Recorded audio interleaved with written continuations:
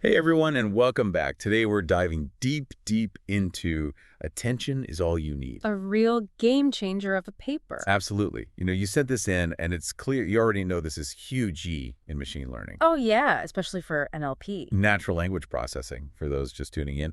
But what we're going to break down is why it's so important. His paper and its introduction of the transformer architecture, it really did revolutionize how we think about language processing. Total revolution. And it's fascinating how it tackled a core problem, a problem that was really holding back how machines understood language. Okay, set the stage for us. So before the transformer, we had these things called recurrent neural networks, RNNs. RNNs, got it. Imagine reading a sentence, but like only one word at a time. You'd probably miss the whole point, right? Oh, totally. I can barely follow a grocery list if I don't see the whole thing at once. Exactly. And that's how RNNs were working, very linear, step by step. Inefficient. Very. So the authors of this paper, they wanted to break away from that. Find a way for the model to understand a sentence as a whole.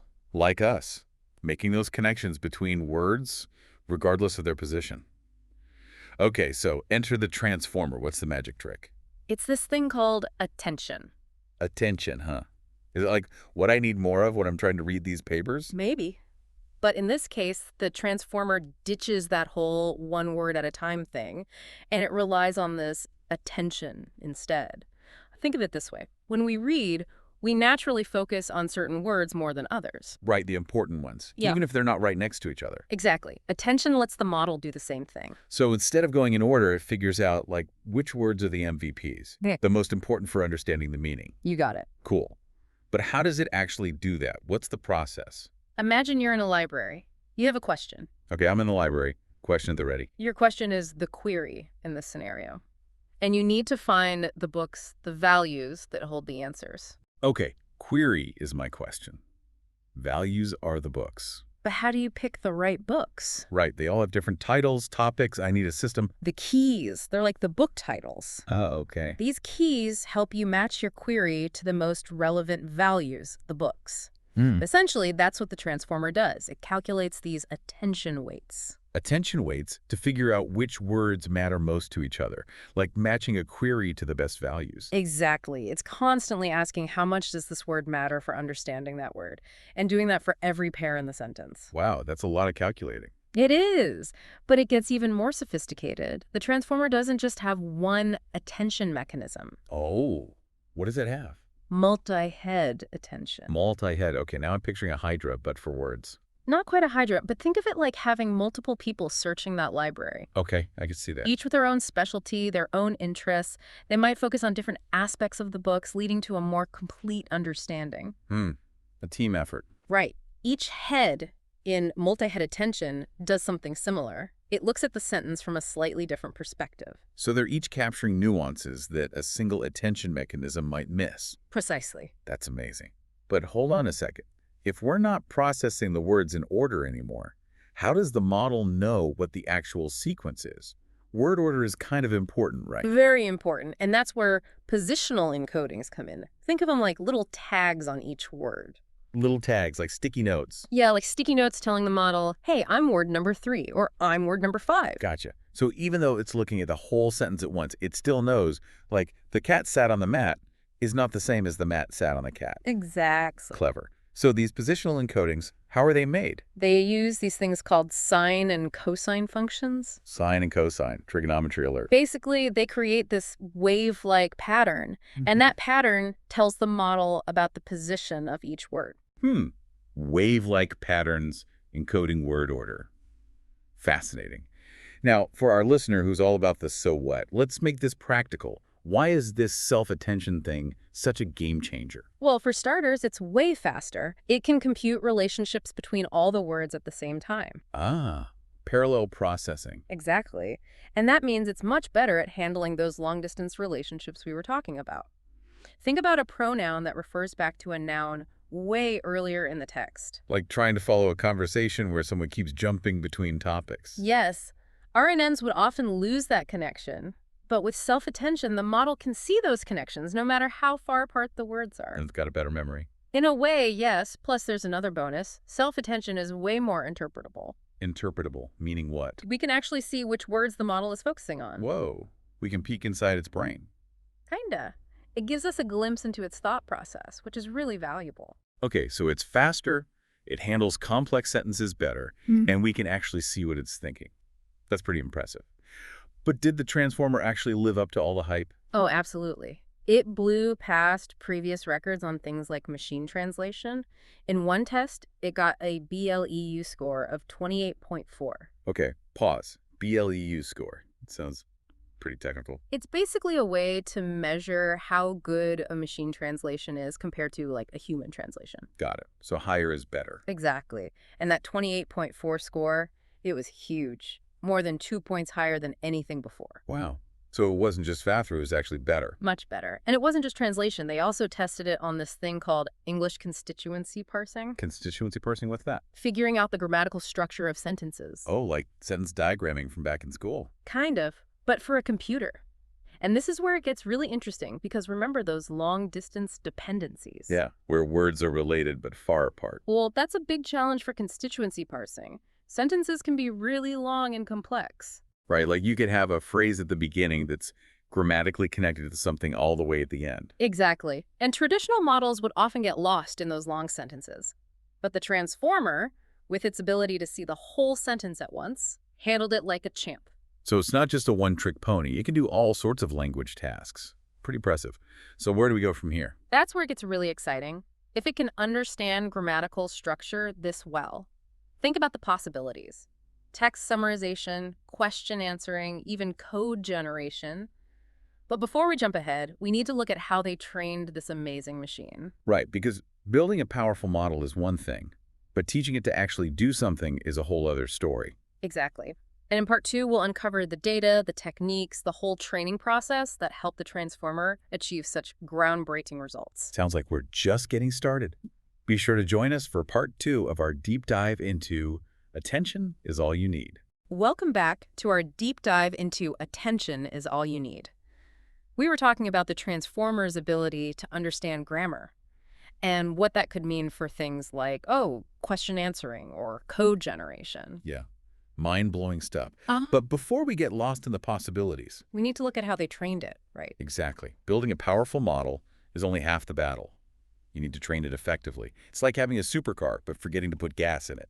Great analogy. So to train the transformer, they used massive data sets for translation, for example. Yeah. They had this WMT 2014 English to German data set, about 4.5 million sentence pairs. Yeah, 4.5 million. That's a lot of sentences. Oh, and they had an even bigger English to French one, 36 million. 36 million. That's like, I don't even know, Yeah. a whole library worth of sentences. It's huge, but you need that kind of scale to train a model as complex as the transformer. It's like learning a language by immersing yourself in it, you know? Right, total immersion. So what about the hardware? Did they need like a supercomputer to train these massive models? For the base models, they actually just used a single machine, 8 NVIDIA P100 GPUs. Okay, so not a supercomputer, but still some serious horsepower. How long did it take? Each training step took about 0.4 seconds, and they trained for 100,000 steps, so about 12 hours. Not bad. But what about those big models they mentioned, the ones that really blew the competition out of the water? For the big ones, they upped the training time to 300,000 steps. Okay, so a lot longer. Yeah, about 3.5 days on the same hardware. Wow. Okay, so we've got the data, the hardware, but what about the actual process? How did they train the model, fine-tune it? Well, they used a bunch of clever techniques. One was an optimization algorithm called ATOM. Think of it like a coach guiding the transformer toward peak performance. A coach. So Adam's like the personal trainer for the transformer, making sure it reaches its full potential. Exactly. They also use something called learning rate warm-up. It's like, warming up your muscles before a workout. They gradually increase the learning rate. That controls how quickly the model learns. Ah, so it's like easing the model into training instead of just throwing it in the deep end. Right. And they had to be careful about overfitting, too. That's when a model gets too focused on the training data and doesn't generalize well to new examples. Like memorizing the answers to a test, but not actually understanding the material. Exactly. So they use techniques like dropout. They randomly turn off some connections in the model during training. That forces it to learn more robust, generalizable features. Interesting. So it's like forcing the model to think harder, to make connections, instead of just memorizing. Right. And they also use label smoothing, which adds a bit of uncertainty, prevents the model from being overconfident. Okay, so it's like teaching the model to be a critical thinker, not just repeating what it's heard. Exactly. Now, remember how we said the transformer was a real breakthrough? Well, one of the things that made it special was their focus on analyzing their design choices. They didn't just randomly try things and hope for the best. Nope. They wanted to understand why the transformer worked so well, what factors were important. So they experimented, changed things like the number of attention heads. Oh, like tweaking the recipe to find the perfect blend of ingredients. Good analogy. For example, they found that multi-head attention with 8 heads was key to getting good results. Makes sense. We were just talking about how having those multiple perspectives is so valuable. Exactly. They also found that the size of the attention keys, those DK values, really mattered. Smaller keys led to worse performance, meaning you need a certain level of detail to capture those relationships between words. Like trying to explain a complex idea, but only having a few basic words to use. Exactly. And they confirmed that those positional encodings, remember those, they were essential. Taking them out really hurt performance. So even though it can look at all the words at once, it still needs to know their order. It's like a symphony. You can hear all the instruments playing together. But the order of the notes is what makes the melody the meaning. I like that. These experiments were so important for figuring out what made the transformer tick. So we've covered how they trained it, the huge data sets, the fancy techniques, and all that careful analysis. But before we move on, there's one more thing I want to touch on, What's that? the human element. Behind every amazing AI, there's a team of brilliant minds. People pouring their passion and creativity into it. Absolutely. It's easy to get lost in the technical details, but these advancements are driven by human ingenuity. Exactly. This paper is a testament to that. It shows the power of teamwork, the dedication of these researchers who made this innovation possible. And their work has had a huge impact, not just in NLP, but in AI as a whole. Well said. Now, ready for the really cool part. Remember how we talked about self-attention being more interpretable? Well, we can actually visualize the attention patterns it learns. Visual, you mean like see what the model is paying attention to? Exactly. We'll be diving into those visualizations in part 3. They're like windows into the mind of the machine. Now I'm even more intrigued. And we're back. It's the final part of our deep dive into attention is all you need. And things are about to get visual. I am ready. We left off talking about those attention visualizations. Right.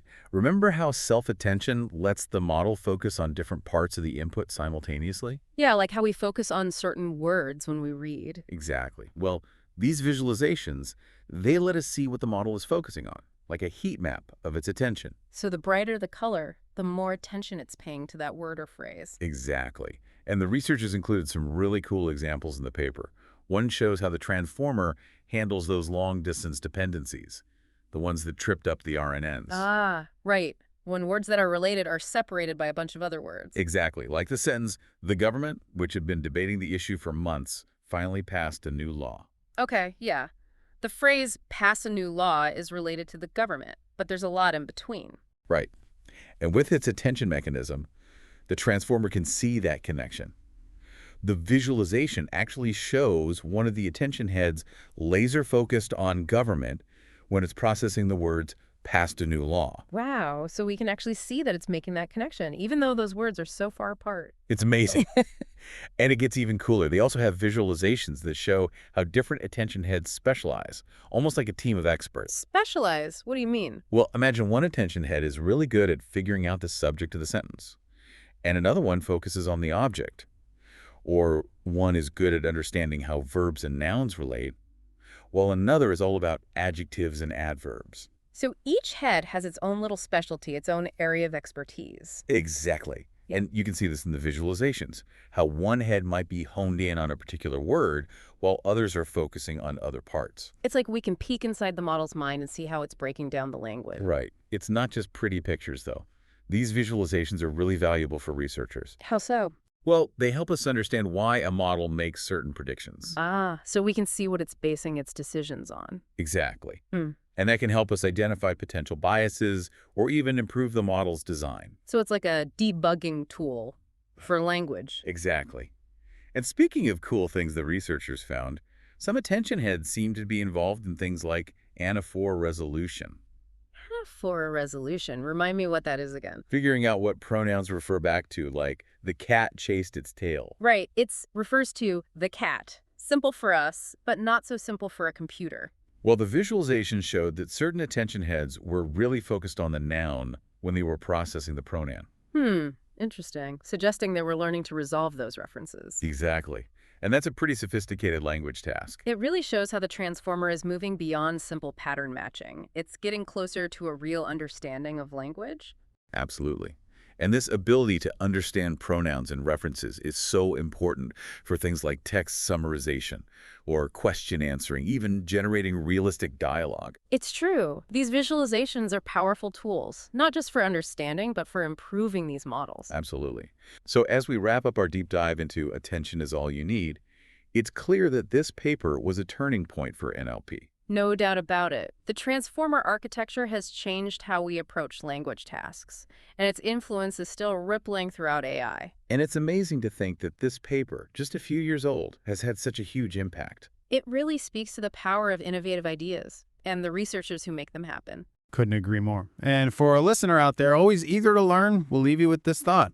We've seen how the transformer can understand language in incredibly complex ways.